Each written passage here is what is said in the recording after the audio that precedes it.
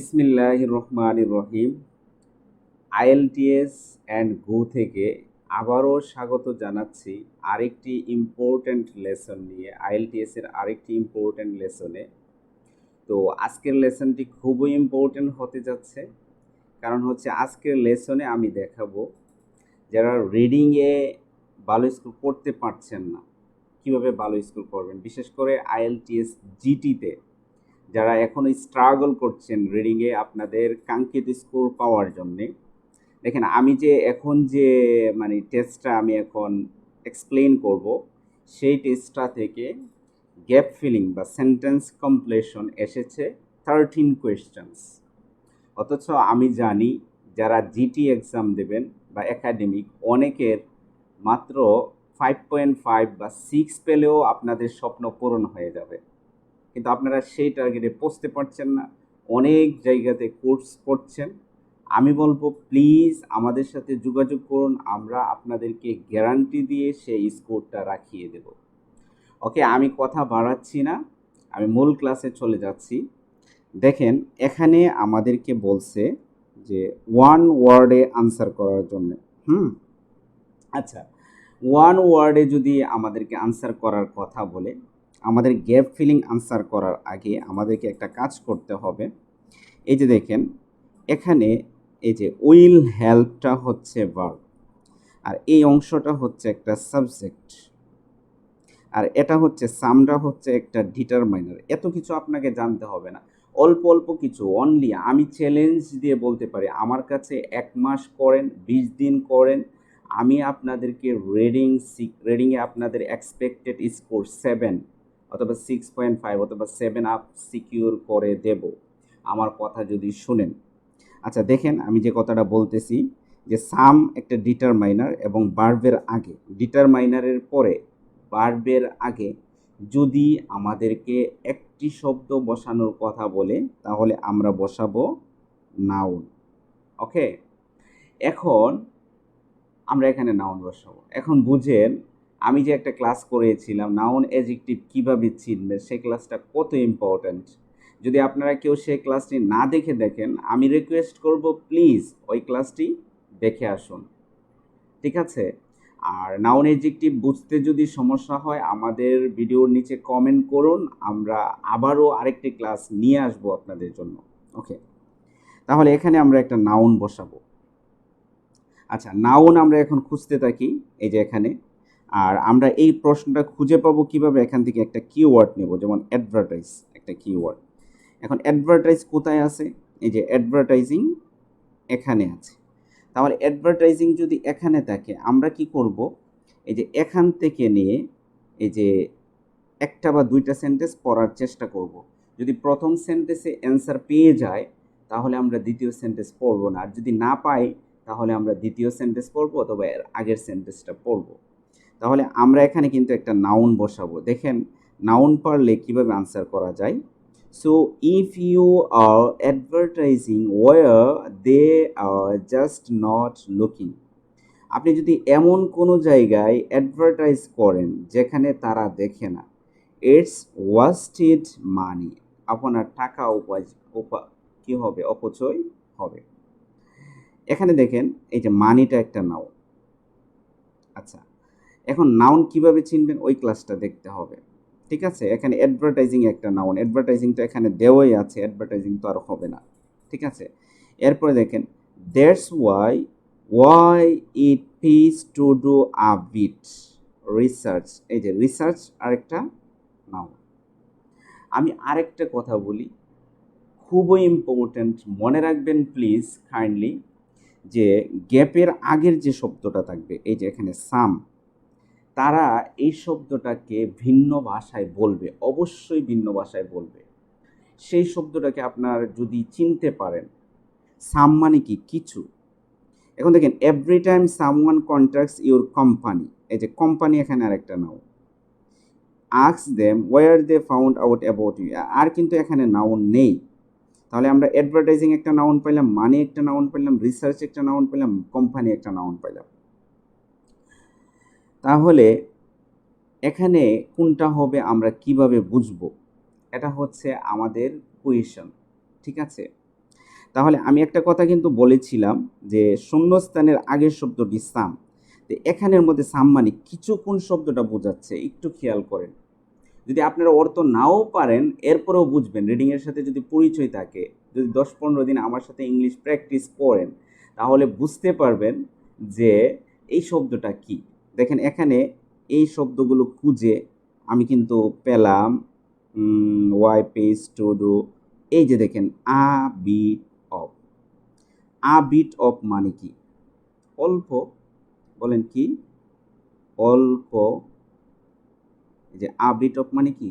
অল্প। অল্প মানে কি বলেন তো? কিছু। আইলা এখন দেখেন এই যে অফ একটা প্রিপোজিশন আর ফুল স্টপের মাঝে আবে কিছু ড্যাশ করলে তারা কি করবে? তাদের টাকাটা অপচয় থেকে বাঁচাতে পারবে। এখন বলেন তো আনসারটা কি হবে? এখন কি অ্যাডভার্টাইজিং হবে? অ্যাডভার্টাইজিংটা এখানে দেওয়া আছে। মানি হবে? এখানে তো বলছে মানি অপচয় হবে। আর বলছে dash will help you to discover the most effective places. Dash help করবে মোস্ট এফেক্টিভ প্লেস পাওয়ার জন্য। তাহলে কোনটা হেল্প করবে বলেন? এখানে কি কোম্পানি হেল্প করবে? না, কইছে যে কোম্পানির সাথে কন্ট্রাক্ট করবে। তাহলে অর্থটাও কিন্তু বুঝতে হবে। আমি কিন্তু আমাদের যে পেইড ব্যাচের স্টুডেন্টগুলো আছে তাদেরকে অর্থ শিখাই, কীভাবে অর্থ বুঝবে। অল্প কয়েকটা 5 থেকে 5টা ক্লাস করলে একটা ছাত্র প্রথমে অর্থ শিখতে পারে। আর অর্থ যখন শিখে ফেলে আর আমি যখন সবগুলো টিপস আর ট্রিক্স তাদেরকে বুঝিয়ে দেই, আফটার দ্যাট তারা কিন্তু একদম রিডিংয়ে মাস্টার হয়ে যায়। আর আমাদের প্রতিষ্ঠানের ব্যাপারে আপনাদেরকে একটু বলি। আমাদের প্রতিষ্ঠানটি অবশ্যই লাইসেন্সকৃত। অতএব আপনারা ভয় পাবেন না যে অনলাইনে আমরা পড়াচ্ছি। আমাদের এই প্রতিষ্ঠানটি লাইসেন্সকৃত, ঠিক আছে? তো আমাদের এখানে আপনারা বিশ্বাস করে ভর্তি হতে পারেন। যদি মনে করেন ইফ ইউ থিঙ্ক দ্যাট যে আমরা আপনার ড্রিমটাকে ফুলফিল করে দিতে পারবো, তাহলে আপনারা আমাদের প্রতিষ্ঠানে ভর্তি হবেন। আমাদেরকে নক করেন। অনলাইন এবং ফিজিক্যালের মধ্যে ভাই কোনো ডিফারেন্স নাই। আমি যে এখন আপনাদেরকে ভিডিওতে করাচ্ছি আপনারা কি বুঝছেন না? অবশ্যই বুঝছেন। আর ওই সময় তো অনলাইনে আমার সাথে জুমে ফিজিক্যালি কথা বলে বলে ক্লাস করতে পারবেন, তাহলে বুঝবেন না কেন? বুঝলেই আপনি ইউজ করতে পারবেন।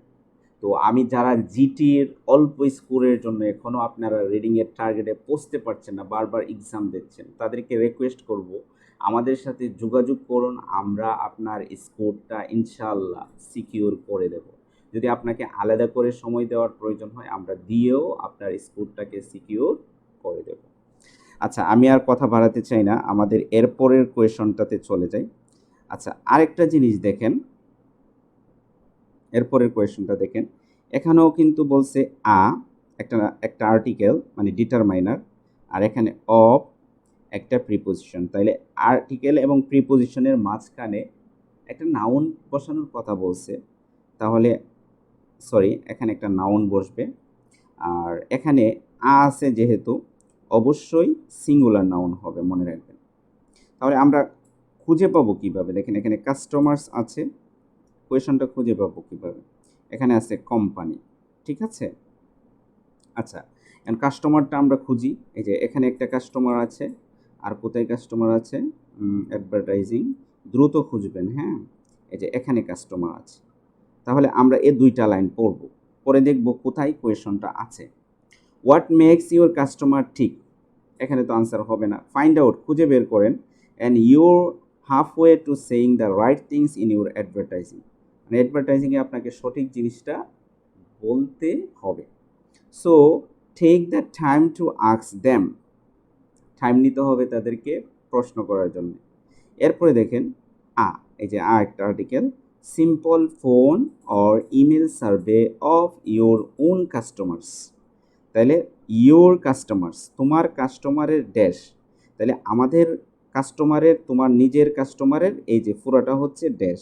তাহলে আমরা কিন্তু বুঝে ফেলছি এই জায়গাটা থেকে আমাদের আনসারটা আসছে। তাহলে এই জায়গাটাতে আনসার আসলে এই জায়গাতে এই যে সিম্পল একটা শব্দ, ফোন একটা শব্দ, ইমেল একটা শব্দ, সার্ভে একটা শব্দ। তাহলে 4টা শব্দর ভিতরে আমাদের আনসারটা কোনটা হবে বলেন? সেটা যদি আপনি আমার ওই ক্লাসটা দেখে থাকেন ইজিলি বুঝতে পারবেন। আমি বলেছিলাম আর্টিকেলের পরে প্রিপোজিশনের আগে সবার শেষের ওয়ার্ডটি হচ্ছে নাউন। সবার শেষের ওয়ার্ডটি হচ্ছে নাউন। তাহলে আমাদের শেষের ওয়ার্ডটা কি? সার্ভে। এর আগে অনেকে মনে করবে ইমেল একটা নাউন, ফোন একটা নাউন, আর সিম্পল একটা অ্যাডজেক্টিভ। না, ফোনও একটা অ্যাডজেক্টিভ, ইমেলও একটা অ্যাডজেক্টিভ। নাউনের আগে যেগুলো থাকবে সেগুলো সব অ্যাডজেক্টিভ এবং সেটাকে বলবে নাউন অ্যাডজেক্টিভ। কথাটা মনে রাখবেন। তাহলে আমরা নাউন কোনটা পাইলাম বলেন? একটা সিঙ্গুলার নাউন কোনটা পাইলাম? এই যে সার্ভে। তাহলে আমাদের আনসারটা হবে a survey of your customer, survey of your own customers. আশা করি বুঝতে পারছি। এভাবে সহজ করে আপনি যখন রিডিং বুঝবেন, যখন বুঝে ফেলবেন, আপনার যখন স্কিলটা গ্যাদার হয়ে যাবে, কিছু গ্রামার বুঝবেন, কিছু গ্রামার লাগবে, কিছু ভোকাবুলারি লাগবে, কিছু প্র্যাকটিস লাগবে, ভালো টিচার লাগবে যে আপনাকে বুঝিয়ে দেবে একটা একটা শব্দ করে, অর্থ শিখাবে, ট্রিক্স লাগবে। সব মিলিয়ে আমরা আমাদের ড্রিমটাকে কি করব? ফুলফিল করব। বুঝুন, প্লিজ বুঝেন, এখন থেকে প্র্যাকটিস শুরু করেন। ইনশাআল্লাহ আপনি আপনার টার্গেটে পৌঁছতে পারবেন। Don't be afraid, you will touch definitely your dream ইনশাআল্লাহ। Please believe me. আর যদি আমাদের ক্লাসগুলো ভালো লেগে থাকে অবশ্যই শেয়ার করবেন, আমাদের চ্যানেলটিকে সাবস্ক্রাইব করবেন, সবাইকে জানিয়ে দেবেন যে এত সুন্দর করে শেখা যায়।